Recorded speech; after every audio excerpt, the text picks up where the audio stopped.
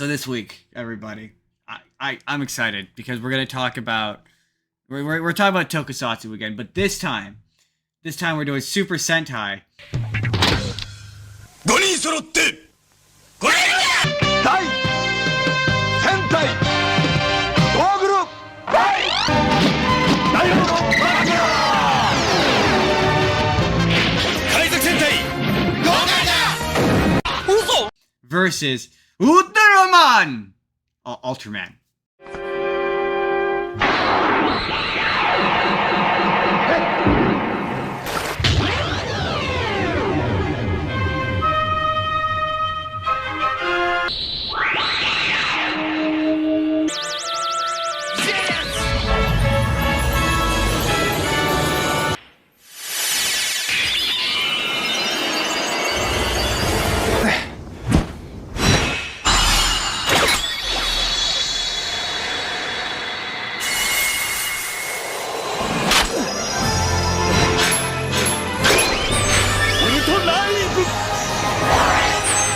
Ultraman Ginga!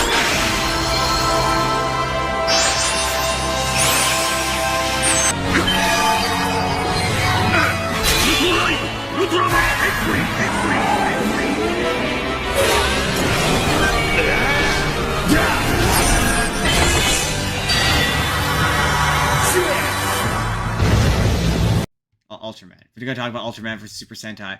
So Jordan, plus some other Japanese stuff as well. Plus some other Japanese stuff.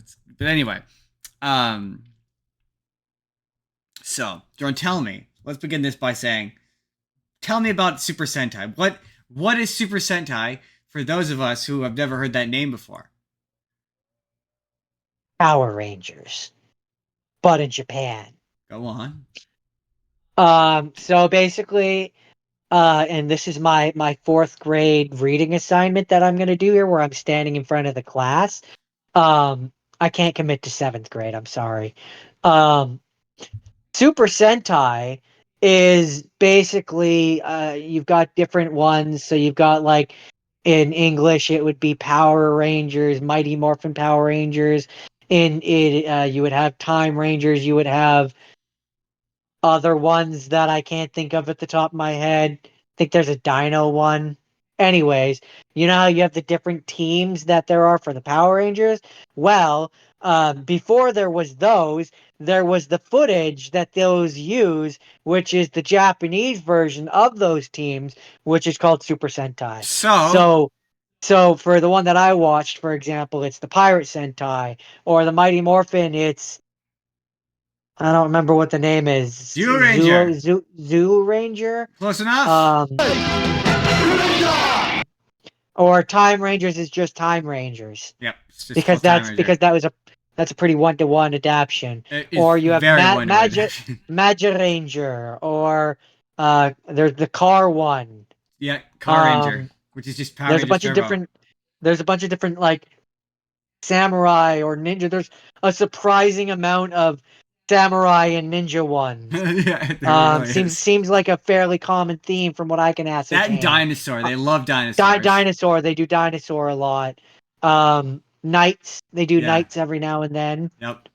The one they currently are doing is based around castles and knights. It's knights and bugs is the current one. They all have bugs.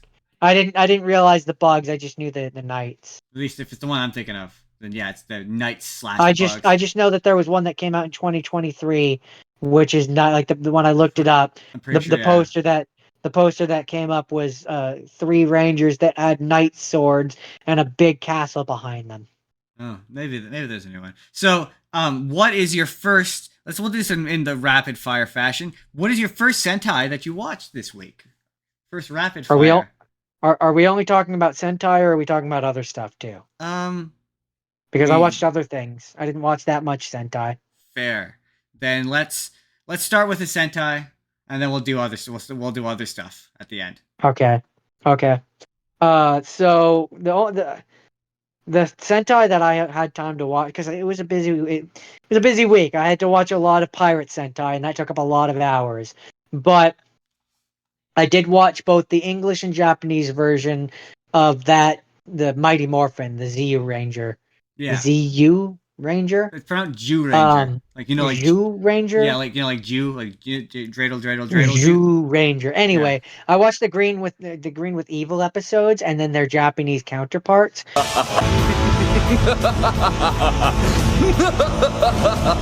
Man, it's Green Ranger! which I mean I'm gonna say it from the 5 or 6 episodes of both that I watched. I personally think the Sentai is better.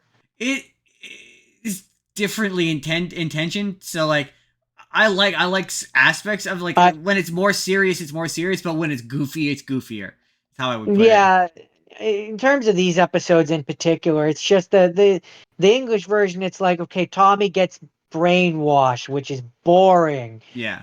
Whereas in the Japanese version, it's like he gets released after being locked away from after a long, long many years, Yeah, he's and pissed.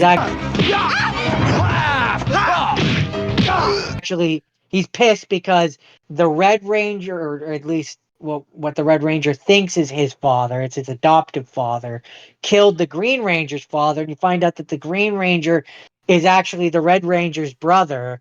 And the Green Ranger is pissed because he thinks that the Red Ranger's dad killed his dad, and then so he wants to fight, and so your version of Rita Repulsa, who is Bandora. Juno Bandora, that was it. Bandora.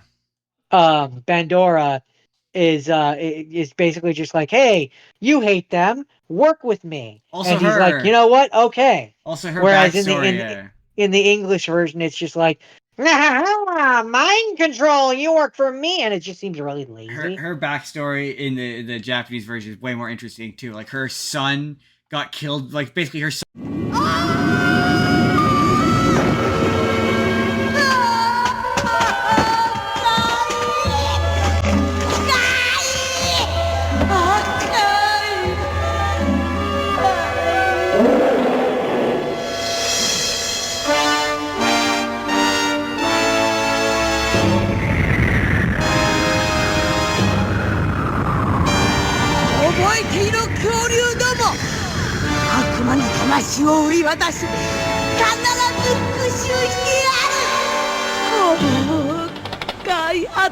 Son tried to steal a dinosaur egg and got caught, so the dinosaur killed him. And she now hates all of dinosaurs because of that. And she was like the leader. Basically, all of the rangers in that series are all representatives of a tribe. So like the Red Ranger is representative of like the Tyranno tribe, so on and so forth. And she is a representative of a particular tribe. And she's not evil at first. And how she became evil is the son gets killed and like she vows revenge and like makes a pat with Satan. Basically, they call him Die Satan. And yeah, and she Interesting. seeks revenge. Yeah, I just know that the '90s version, especially those early episodes, the Power Rangers, Mighty Morphin Power Rangers, is very campy. oh Like very. very There we campy. go. Way more than the version than what I saw of the Sentai. Yeah, The definitely. Sentai just doesn't feel as campy. But they also Um, involve a lot.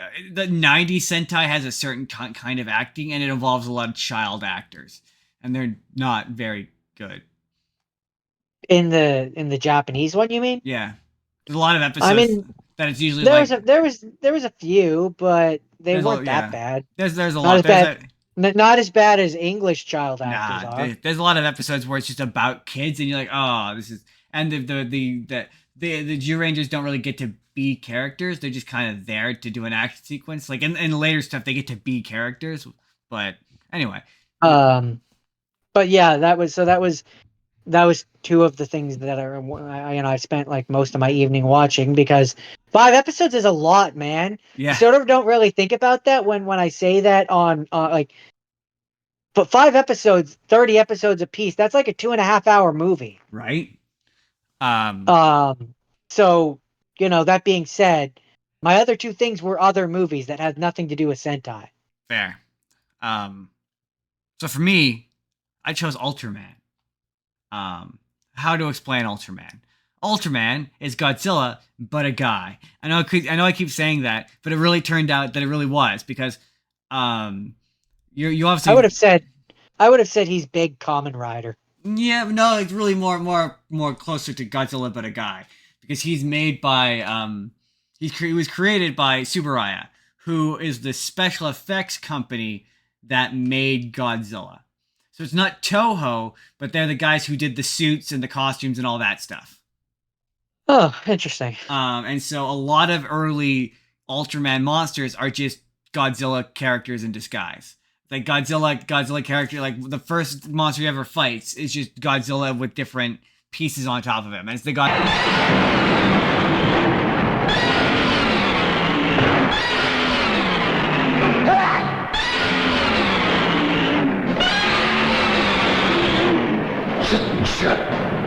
Godzilla from Godzilla versus Mothra, And so Ultraman is an alien possessing a human.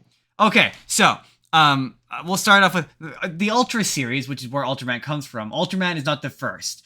The first Ultra series is literally just a team of people and they fight kaijus. That's it. It isn't until Ultraman in 1967, I believe. Hold on. 1966. Yeah, 1967. Ultraman comes out, and yeah, so basically, how Ultraman works. I still love Ultraman Rising, but that movie really doesn't understand Ultraman. So Ultraman basically is chasing an evil monster, kaiju, through space, and it crash lands, and in that crash, it kills a man. And Ultraman merges with the guy, to save his life, basically. And he gives... 君は一体何者だ M78 星雲の宇宙人だ。 M78 星雲の宇宙人そうだ、遠い宇宙からベムラーを宇宙の墓場に運ぶ途中、ベムラーに逃げ出されて、それを追って地球に来た。レムラー宇宙の平和を乱す悪魔のような怪獣だ。申し訳ないことをした。早田隊員、その代わり私の命を君にあげよう。君の命を君はどうなるんだ君と一同体になるなら、そして地球の平和のために働きたい。これは何だベータカプセル。ベータカプセル困った時にこれを使うのだ。そうするとどうなる心配することはない。I think they call it a beta capsule, but it's a stick. And every time he uses the stick, he turns into Ultraman. Yeah, it's a beta capsule. Yeah. Okay, so every time wait, how do you know? Oh yeah, right. I know that because it was in Ready Player One. Yeah. So every time he uses the beta capsule. And transform. So when I was watching it, I'm like, and then it kind of becomes they fight a monster. That's kind of it. Week to week, episode to episode, they just fight a monster, beat the bad guy. It's kind of interesting because Ultraman, his fighting style is he's just doing judo. So he's like grabbing people and doing judo flips. And what I discovered with Ultraman is because he has to maintain the illusion of being big, and because the kaiju costumes are kind of clunky, the fighting is less interesting.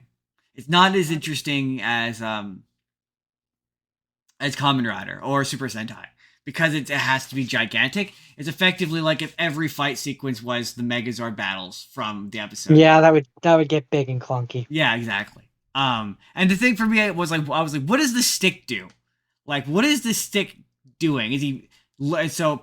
It would kind of be like in the Green with Evil episodes before Tommy gets the Zord, when Rita makes him gigantic, and he's fighting as the Green Ranger but giant against the Megazord, and he's moving slower because it's supposed to represent that he's bigger, and he's like, yeah, and it's like he still moves faster than like the monsters or the Zordon or the Zords. But he's still slow by comparison. I mean, sometimes they're not concerned with it, and he moves at like at a regular speed. But there's times where there's transformations that are hilarious because 5 of them like land with a heavy thud, and the area around them explodes, and it's like, yeah, all those people in that area are dead.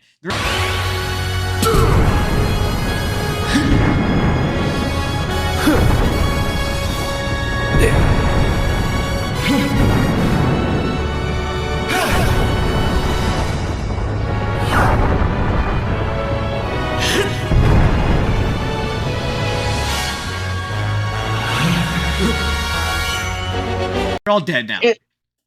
See, what they should have done for the Sentai dude is they should have had a power where he goes like this or whatever, and he holds his fin, and it gives him super speed, and then he could just move at normal speed while the other guys are slow. Right? But no, watching them, it's just very funny. Like, there's an episode later on where there's an evil Ultraman, and there's just something really upsetting about like a guy just like beating up a city, like instead of a monster for some reason. It's like, this is weird and upsetting. I don't like this. But it's otherwise it's a kaiju show from the 1960s. It has even less of a budget than Godzilla does. But what's funny is, yeah, when they call them on the phone, it's the sound Mothra makes.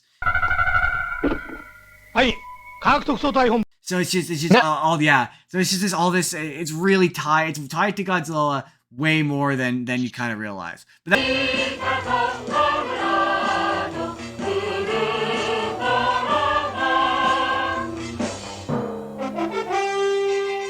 so following Ultraman, there's the next series, which is called Ultraman 2? No, kind of. Return of the Kaiju? So it's called Ultra 7. And the thing with Ultra 7 is it wasn't specifically a sequel to Ultraman. It wasn't meant to be connected to Ultraman, but he still looks like an Ultraman.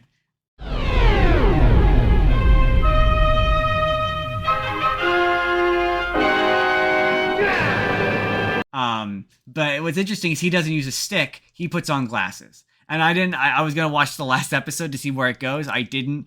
This one, though, the thing about... I forgot to mention about the first one. The thing about Ultraman is it's always Ultraman, and we mentioned it before, the Science Squad, or a variation of the Science Squad. And the Science Squad is never interesting. The whole bit is they drive vehicles, and they fight the monsters in vehicles, and they're never fun to watch, and you're constantly just waiting for Ultraman to show up. Like, that's the kind of show it is. Like, I just want Ultraman to show up. So the next series is now, it's in the future, and they're like it's usually like they're like some paramilitary outfit, and they're trying to find monsters. Same deal. Except for this time, what I discovered was Ultraman appears in two flavors. Either he has a host, he has a human host. One of the things that the movie gets wrong is the movie gives you the Ultraman Rising movie is it gives you the impression that when the guy turns into Ultraman, he is Ultraman, but the Ultramen are their own entities. Like, they have their own personalities, they have their own beings. That's where I thought they possessed him. Like, they possessed the human. It's more of a symbiosis. Like, they're one being, essentially. Oh, okay. Yeah. Okay, so it's like a fusion dance. Yeah, and so when he uses the beta capsule, I'll get there, because Shin Ultraman, if you want to understand Ultraman, we're going to get there, is the best Ultraman. But from that movie, it's described as when he uses it, it summons his body his Ultraman body from another dimension, and so when he's using it, that's what's happening. But because I'm like, I don't understand the mechanics of how his melding with the Ultraman works, because Ultraman, he talks, he has his own personality, he has his own being, and at the end of every season, he leaves, and the person goes back to being normal. So is it kind of like Doctor Strange or Doctor Fate when he puts on the helmet and he gets possessed by like the greater being, and it's like he's still there, but the greater being is kind of riding the meat suit, as it were? I didn't watch enough of these series to really get a good idea to answer that. What I would say is it depends on the series. It looks like when they're together, like when he turns into Ultraman, he is 100% in control, but of the body, but like Ultraman is there, if that makes any sense. So like a Yami Yugi kind of thing. No, kind of Yami Yugi, but like if Yami was the human, like where Yami is the one who's in control of the body, and Yugi keeps talking to him as a spirit. Again, it depends on the Ultraman, but yes. Okay, I guess I'm not getting it then. No, neither did I. That's kind of my point. Is the rules of how Ultraman's relationship to his human host works are, if they explain it well, I missed it. It's never really and because I'm asking you these questions, you're not able to give me a straight answer, and it's making me confused and angry. Yeah, because it depends. Like, there are certain Ultraman where their human body is just their Ultraman in disguise, and then there's other ones where like Ultraman like will appear, like the Ultraman Ginga, the show I'm going to talk about. he'll appear to him in like his mind as a separate being, and they will have a conversation. So it depends The on fact that the fact that you can't give a straight answer just tells me that this is poorly written and bad. Well, to be fair, it's like a 30-year-old franchise, and it depends on the season. And in Japanese. And it's in Japanese, yeah. So it's changed a bunch over the years, and I gleaned what I could. But the important part is Ultra 7 originally wasn't an Ultraman. He was an Ultraman. He was a separate hero. It wasn't until later that he became an Ultraman.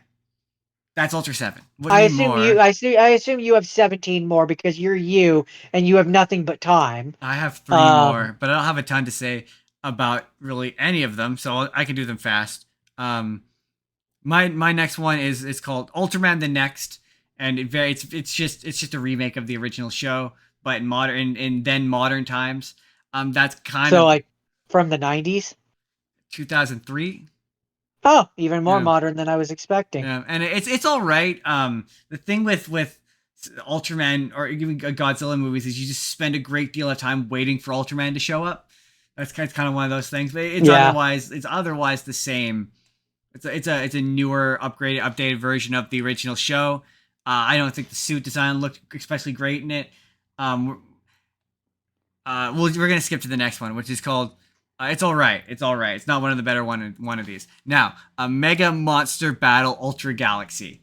The thing about Ultraman. Some of these names, man. The thing about Ultraman is there's like 1,000 of them. There's 1,000 shows. There's 1,000 movies. There's spin-offs of spin-offs. I read at one point it held the world record for the amount of spin-offs. So there's just no way you can watch it all. But you kind of start to realize at a point that all of these Ultramen look the same. And the question I had was, and feel the same, but more importantly, look the same. And I that got curious. That was kind of the thing, because you know, with the Pirate Sentai, how I started it early, and I did it like last week as well. That was kind of why I didn't just want to sit down and watch 17 different, like 2 or 3 episodes of 17 different Sentai, is because at a certain point they start to feel the same. And so the question I was curious about was there an evil Ultraman? Was there ever an evil Ultraman? Because when I was researching this character, it turns out this is the point where it gets convoluted. It turns out it has a surprisingly convoluted backstory. There's like 17 Ultramen, probably less than that. There's Ultra Dad and Ultra Mom, who are the parents of like this, that, and that Ultraman, who are all brothers. And there's a series of them called the Ultra Brothers. And yeah, there's one that was really popular called Ultraman Zero, who doesn't have his own series, but appeared in a series of movies and other ones. And so there's an Ultraman called Ultraman Belial. Belial? I'm almost entirely sure I'm mispronouncing that. And he became corrupted by some So okay, back to the beginning. The backstory of Ultraman is they originally all looked like humans. They all looked like us. And they discover like a magical power source that they absorb, and that turns them into the Ultra people. That's why they look the way they do. Okay. That sounds very Japanese. Yeah.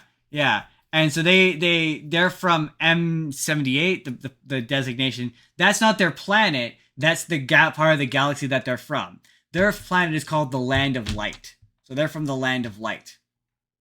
Well, howdy duh. My planet's just called Dirt. And so there's a bunch of planets in the M58 sector that are evil. And that's where kaiju come from. And a big thing I meant to mention earlier, it's funny that movie, Ultraman Rising, has Ultraman take a moral stance against killing kaiju, because Ultraman does not have that moral stance in the actual show. In any of his shows. Any of the Ultramen, none of them have a moral qualm about killing kaiju. Not a one. They will kill kaiju. Because they're vermin that need to be eliminated. And so this one is like basically you're not disagreeing. That's the way they usually work for someone. That's the thing. They work for like an evil alien. That's kind of the whole deal. An evil alien shows up, they're the bad guy, and then they control the kaiju. That's how it works typically. But this one, Mega Monster Battle Ultra Galaxy, the evil Ultraman escapes from prison and amasses a Ultra prison. yeah, pretty much, and amasses an army of kaiju, and it's just like 5 or 6 Ultra kaiju. Sure, it's like 5 or 6 Ultraman all fighting monsters, and there's the movie. Because what I'm getting from this universe is that if it has Ultra in front of it, that makes it impressive. Yes. And the first 15 minutes of it, 17 minutes of it almost, is just one long action sequence of Ultramen fighting each other. And it's really funny because they're on their own planet, there's no attempt to make them seem big. So they like Ultraman, turns out he's a very agile and overpowered superhero. Like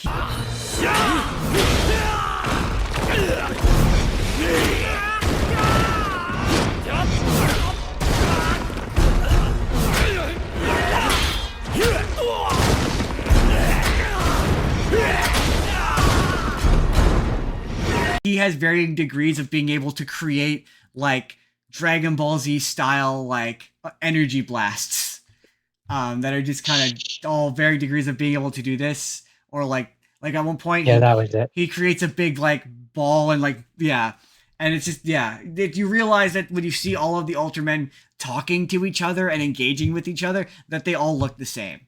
Like all of them look the same. Like, but is that a bad thing? Kind of, because it makes them hard to follow. And like which one? It does. A lot of these seasons do that thing where they present a character as if you should know who they are. It's like I don't recognize this thing. It's not iconic enough for me to recognize it. And then yeah. So that's that. It's a fun movie if you like. It reminded me a lot of the pirate one, the anniversary one, where it's like, I don't know what's going on, a lot's happening, but it's action figures bashing against each other. I'm having fun. And then finally, where it's like you didn't really need to know what was going on. Right? Yeah, I got it. I got what's going on. And then lastly, my last rapid fire, Ultraman Tiga.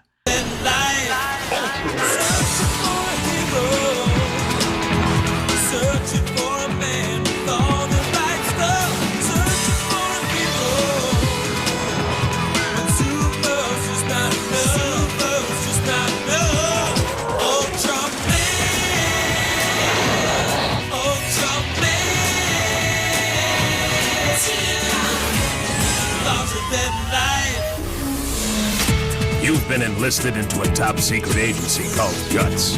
You have access to the world's most advanced weapons and technology. Ultraman Tiga can't do it alone. He needs your help. He's the one 10 stories high. Save the world. Ultraman. He's the hope for all mankind. Save the world. Ultraman. Ultraman. Larger than life. Ultraman. I watched the dub for Ultraman Tiga, and it was very funny because the lead character is just Joey. The Global Unlimited Task Squad, known as GUTS, is an elite team of 7 TPC experts who specialize in supernatural phenomena.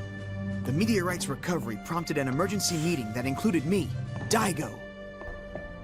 Mai's in there, and it's just generally not exceptionally great. It's live action dub, but for kids. So it's taking what is a show that is intended for 15 to 16-year-olds and dumbing it down to like a show for 10-year-olds. So Power Rangers. Yeah, pretty much. And it's the first time that it presents Ultraman as having a different power set. So the gimmick with that season is he can change between speed, power, and I think it's like agility mode. And so like one of his outfits, Ultraman's outfit is generally red, but in that season he could turn into like a blue outfit, and he had like speed mode. And once again, it's just him fighting kaiju. And the thing I kind of discovered with Ultraman's kaiju is like they are kind of varied and interesting, but for like the most part they just kind of become the same. I'm excited to get to Go Kaiju because I have a point I want to make about that compared to these Ultraman shows where it's like they want these characters to feel iconic, but for me they don't. Not the same way that like Sentai, I could tell when I was watching it, like this character is iconic. Like I feel like this character is iconic. It's just by the way they present it. Yeah, exactly. There's a reverence. There's a reverence paid to it. Larger than life. Ultraman. What Ultraman movie are you now going to tell me about? Because apparently you had a theme. I did Ultraman. That was the theme we were supposed to have. Bitch. No, I'm kidding. My first one is. I mean, hey, in my defense, what could I pick for have seen? That is true. Next time, they could pick Gokaiger. I don't want to watch this again for a long period, Justin. Winky face. No. My first one is an Ultraman. That being said, there are some specials that I could pick. The next one my first have seen is not technically Ultraman. Technically, it's not You technically. filthy cheater! It's not technically Ultraman. I said, you filthy cheater. He says after he just did Godzilla. Yeah. I've picked for my first one the original because there's actually more than one. Superhuman Samurai Cyber Squad. Isn't that just Power Rangers? I mean, it's Power Rangers, but for Ultraman. It's Matthew Lawrence, and there's the evil Kilocon, voiced by Wait, Matthew Lawrence, like Mrs. Doubtfire, Boy Meets World. Matthew Lawrence. Yeah, it's a young Matthew Lawrence. You've seen this show. We grew up watching it. I have not seen this show. You absolutely have seen this show. We grew up watching it. I have no memory of this show. He gets sucked into the computer. You know what? Screw it. I'm gonna do it. I'm gonna go for it. I'm gonna open up the theme song right now. The evil Kilocon lives inside computer circuits. With the help of Malcolm Brink, he creates megavirus monsters to attack electronic systems. Meanwhile, a freak accident turns Sam Collins into Servo. His friends join forces in their Samurai's attack vehicles. Together they transform into the Superhuman Samurai Cyber Squad. Superhuman Samurai. Superhuman Samurai. They're gonna amp it up. Shoot some gigabyte. They're gonna rip it up. A hero always makes the cut. Superhuman Samurai. Superhuman Samurai.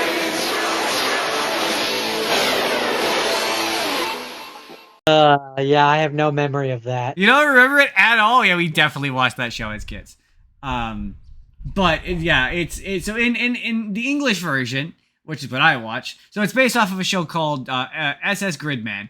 And what makes this show different from Power Rangers is Subaraya directly helped make it. So it is very much like Time Ranger and Time Force is a pretty well one-to-one adaptation. There's the evil virus guy. He's manipulating another student to create the viruses, and you have Gridman shows up as he's an interdimensional superhero, and he takes over this video game character that they create, and then that becomes Gridman, and it's just Ultraman. It's just Ultraman in a computer. This show, however, it's a computer program again, but he doesn't have his independent thought. It's just a program. So when he goes into the computer, he's literally Servo. So it's not like Ultraman where they're working together like as one being. He just becomes Servo, and then it's fun because it takes place in a computer. They don't have to concern themselves with like having to worry about civilians. So the action sequences are quite a bit more fluid and more fun. It also has he puts on, as you saw in the theme song, he puts on becomes the big like Megazord version of Servo where he's got all the robot pieces, and it's the same deal. He's got his little science squad, which in this case is his friends who all have their own little spaceships or whatever that they go in. And the thing I learned this time was I could never figure out why it was called the Cyber Squad or the Samurai Cyber Squad. Apparently that's the name of the band that they're in the show. It's the Samurai Squad, yeah. Jordan, do you have any questions about Superhuman Samurai Squad? I could tell you do. Okay, so they're going into the computer. Yes. To fight against like a AI? Yes, pretty much, yes. A really advanced AI played by Tim Curry.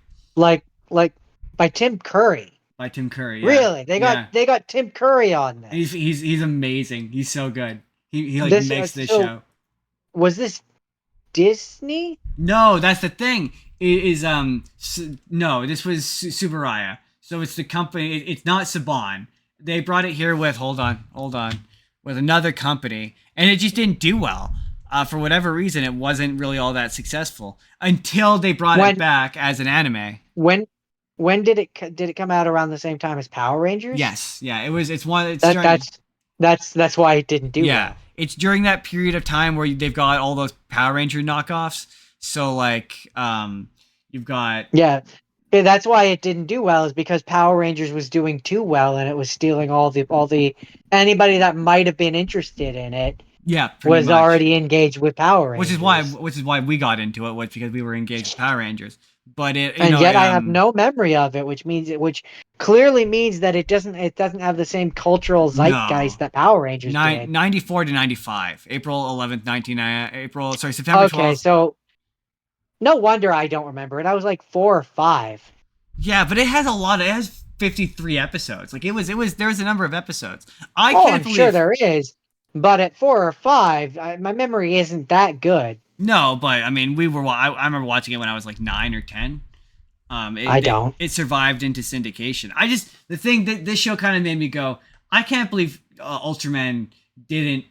I can't believe they couldn't make this stick in America in a significant way, because it's so easy to adapt. It would be so easy to utilize this footage instead of doing what they did with Tiga, which is turned it into a dub. Do a Power Rangers thing where it's, you know what I mean? Like surely there's kids out there who want to turn into Ultraman. Like, I cannot believe that like this did not catch on, and this show absolutely made me think that. Yeah, I mean, it's a big dumb monster. Whether or not he is actually a monster, he's monster sized and he's fighting monsters. Yeah, he's a big dumb monster. Yeah, have it be where it's like Power Rangers, where half the show is a North American thing, where you can just have it in full English, no dub at all. And then you can have the parts where he's fighting just be the footage from the thing, exactly, from the old show, and you could have dub voiceover stuff at that point, and it looks fine. We know that because of Power Rangers. Exactly, yeah. It's the same thing with Kamen Rider. I always say, like, I can't believe that show didn't catch on. I guess because you're right, because Power Rangers is there, and that's all the kids needed. They just needed Power Rangers. That's all they were interested in. Yeah, that's all they were interested in. Yeah. I remember growing up, and like that was all anybody wanted. Like, I remember having the gloves and the boots. Yeah, I remember that too. I think I had the red ones, and that was all you needed. So for there to have a second team, it's like, I mean, this is cool, but it's like, there's a great comparison where it's like there's a cartoon. I don't remember what the cartoon is, but there's a cartoon where the kid is the kid is like asking his parent for the Pokemon, and she gets him the Digimon, and I think it was a Dorkly video, where he's like, I didn't want a Digimon, Mom, I wanted a Pokemon, and Agumon is like, oh, I gotta go to the bathroom now. You gotta take me to the bathroom, and it's like, that's kind of what this is like, where it's like, it's not Pokemon, it's not Power, like, Beetleborgs are cool, Mom, but they're not Power Rangers cool. Yeah. Like, it's like what your mom got you. She got you the Beetleborg toys because she couldn't afford the Power Ranger toys. That's what it would have been like. My thing though is like he's such a long running character. There's so much footage that you can, like with Beetleborgs and that they ran out of footage. But with Ultraman, he's been around for years. My argument is I think he's modern stuff. I don't think he's lended himself as nearly as well to the modern era as Kamen Rider or Sentai has, but I mean, maybe an Ultraman fan would disagree with me. I can't speak to it. I haven't seen it. It's another one of those, like, the bad kid is basically just an incel as well. That would be tiresome. His whole thing is like he hates women, and he wants to like punish them for not, like, he's literally just an incel. And he usually creates the viruses to like teach a lesson. And there's a really funny newscaster character who appears in every episode just to tell you what's going on. With mysterious and unexplained phone disruptions in every walk of life, the business sector is especially hard hit. Like, oh, there's something happening at the water plant, and the virus is attacking the water plant. And then, yeah, Servo has to go fight him at the water plant. And then there's like a life lesson. He's just their Alpha 5. Kinda. Well, no. This is it's just a random newscaster. So no. No, I know, but the function of Alpha 5 is to be like, Rangers, you're needed at the da is my Yeah. Well, point. he has like the computer that He he serves goes that to. function. So like that more is it, but I get your point. Yeah. But it's otherwise it's on YouTube. You can find it on YouTube. It's a fun show. It's a real fun throwback. Yeah. Again, it's a kid show that makes me go like, yeah, this in another form. Maybe not in this form, but in another form, Ultraman could work for America. Like I fully believe it Yeah, could. I don't know. I don't know. I don't know.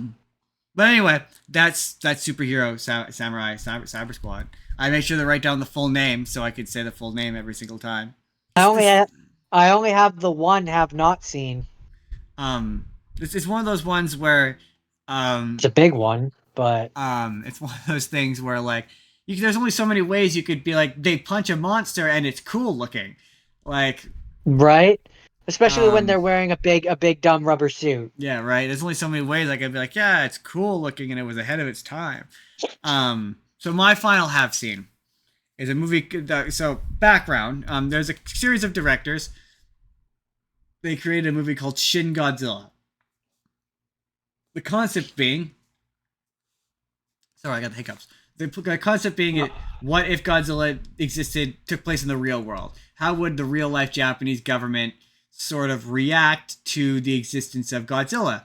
And I think Shin Godzilla Godzilla Minus One kind of does a similar thing of like the socio-political existence of Godzilla. It's like the American government wouldn't care until it benefited them, and that's kind of what makes that movie interesting. It's also like a commentary on lazy government bureaucracy and red tape, and so That sounds like that reminds me of Godzilla Minus One, yeah, it's a lot of similar themes. where it's I like don't it's like Shin middle Godzilla as much, near but near the Cold War, and America and Russia are basically like, yeah, deal with your own problem. We got our own shit going on over here. pretty much. And so they made a trilogy or a series of these where it was Shin Ultraman and Shin Kamen Rider. I watched Shin Ultraman. In my opinion, the best of the three. And it very much is what if Ultraman existed in the real world. 来訪の目的は何だ大気圏外より飛来中の小ダイヤル何が起こった状況は飛翔体が付近に墜落した模様。いえ、到着です。対象物が動いています。あれがウルトラマン。 And for as much as I was like, oh, Ultraman Rising is a real good entryway into this franchise, it is. But that one is more like in a way that's approachable. This one is a really great entry point if you want to understand what Ultraman is and what his deal is to a degree.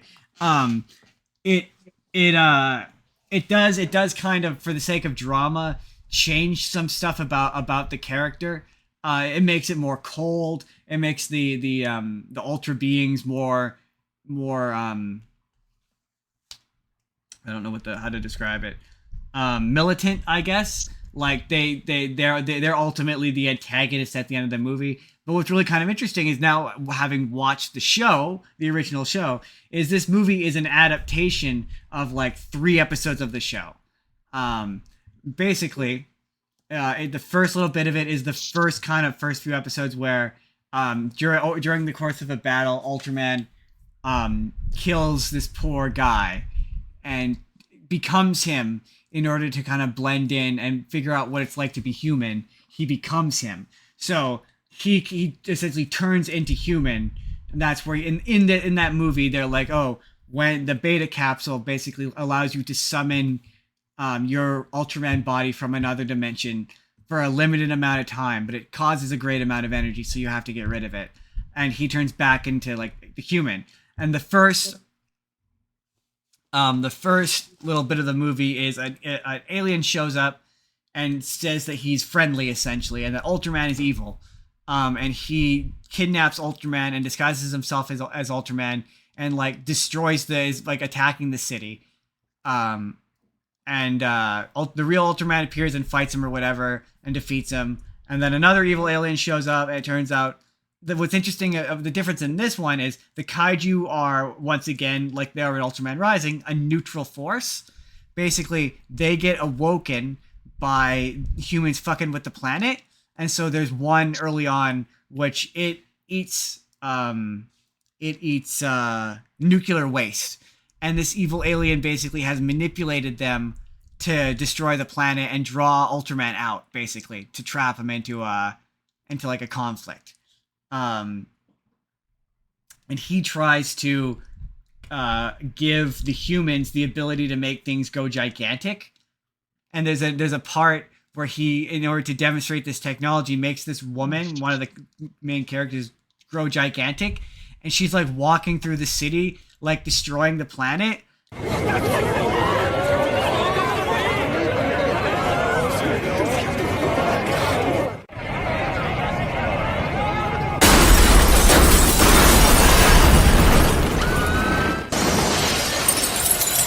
And one of the army guys is like, should we shoot her with a tank? And the guy's like, wait, no, don't shoot her with the tank, because it turns out that shooting a human being probably would look slightly upsetting. Like if you blow a hole in her, it would look slightly upsetting. And it very much explains exactly what Ultraman is, where he comes from, how his powers work. So if you're like, I want to know how Ultraman exactly works, that's the movie I would recommend. Do you have any questions about Shin Ultraman, Jordan? So when you say, okay, yes, but it's also slightly a tangential question, which is going to tie into not Shin Ultraman.